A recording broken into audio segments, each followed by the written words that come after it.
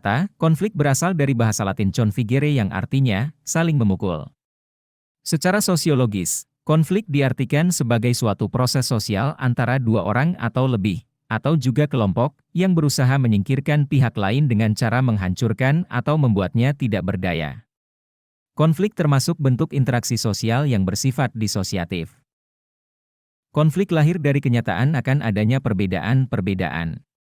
Perbedaan-perbedaan ini akan memuncak menjadi konflik ketika sistem sosial masyarakatnya tidak dapat mengakomodasi perbedaan-perbedaan tersebut.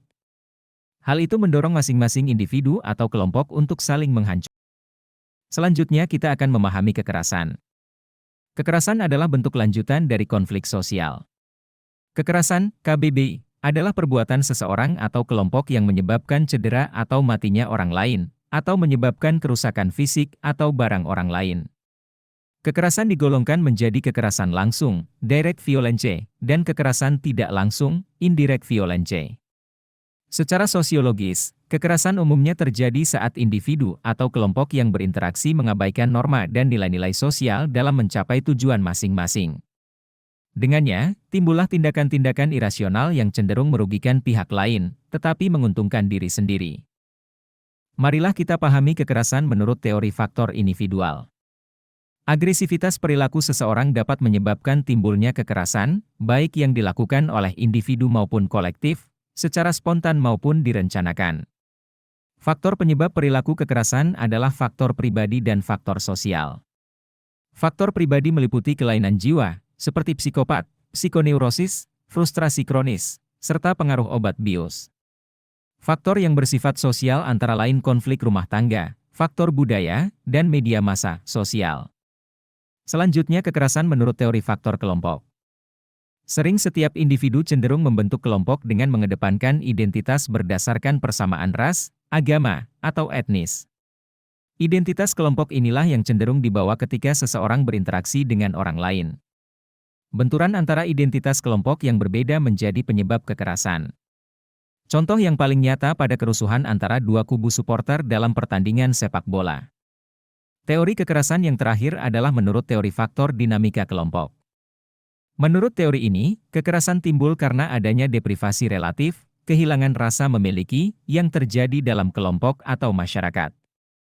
Artinya, perubahan-perubahan sosial terjadi demikian cepat dalam sebuah masyarakat dan tidak mampu ditanggapi dengan seimbang oleh sistem sosial dan nilai masyarakatnya.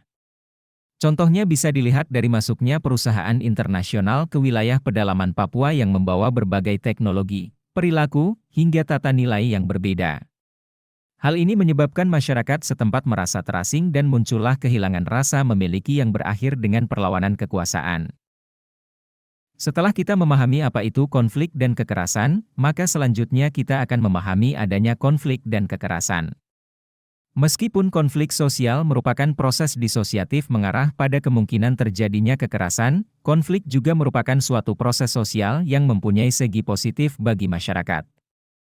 Menurut Louis A. Chaucer, konflik merupakan peristiwa normal yang dapat memperkuat struktur hubungan-hubungan sosial.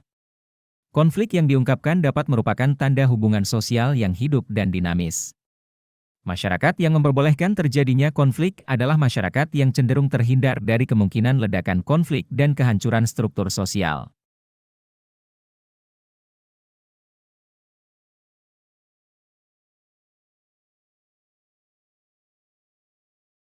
Segi positif suatu konflik adalah sebagai berikut. Konflik dapat memperjelas aspek-aspek kehidupan yang belum jelas atau masih belum tuntas ditelaah. Konflik memungkinkan adanya penyesuaian norma-norma, nilai-nilai, serta hubungan-hubungan sosial dalam kelompok bersangkutan dengan kebutuhan individu atau kelompok. Konflik meningkatkan solidaritas sesama anggota kelompok, in-group solidarity, yang sedang mengalami konflik dengan kelompok lain. Konflik merupakan jalan untuk mengurangi ketergantungan antar individu dan kelompok. Konflik dapat membantu menghidupkan kembali norma-norma lama dan menciptakan norma-norma baru. Konflik dapat berfungsi sebagai sarana untuk mencapai keseimbangan antara kekuatan-kekuatan yang ada di dalam masyarakat. Konflik memunculkan sebuah kompromi baru apabila pihak yang berkonflik berada dalam kekuatan yang seimbang. Segi negatif suatu konflik adalah sebagai berikut. Segi negatif suatu konflik adalah sebagai berikut. Keretakan hubungan antar individu dan persatuan kelompok. Kerusakan harta benda dan jatuhnya korban manusia. Berubahnya sikap kepribadian para individu, baik yang mengarah kepada hal-hal positif maupun negatif. Munculnya akomodasi atau dominasi.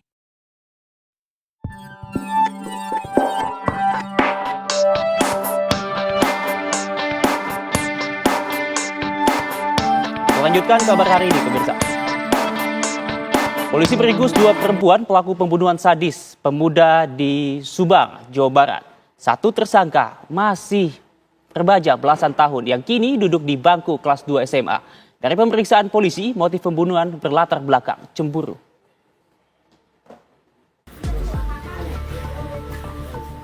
Dua perempuan ini diringkus Satreskrim Polres Subang karena telah membunuh pemuda bernama Toikin 21 tahun. Setelah pemeriksaan mendalam, diketahui motif pembunuhan tersebut dilatar belakangi cemburu karena korban menggoda salah satu pelaku. Kepada polisi, kedua pelaku mengaku sebagai pasangan sesama jenis. Dari hasil olah TKP terungkap dengan menggunakan 1 motor. Pelaku dan korban berbonceng 3 berkeliling ke pantai Patimban, Pantura, Subang. Pelaku kemudian menusuk korban dengan pisau. Korban tersungkur bersimbah darah dengan 27 tusukan di sekujur tubuhnya. Melakukan penyelidikan dan pasti nanti akan kita rekonstruksi. Namun yang jelas ada motif kecemburuan, kecemburuan di antara pelaku dan korban. Atas perbuatannya, kedua pelaku dijerat dengan pasal 340 junto pasal 338 tentang pembunuhan berencana dan pembunuhan dengan ancaman hukuman maksimal hukuman mati atau penjara seumur hidup. Dari Subang, Jawa Barat, Agung Prasetyo, TV One mengabarkan.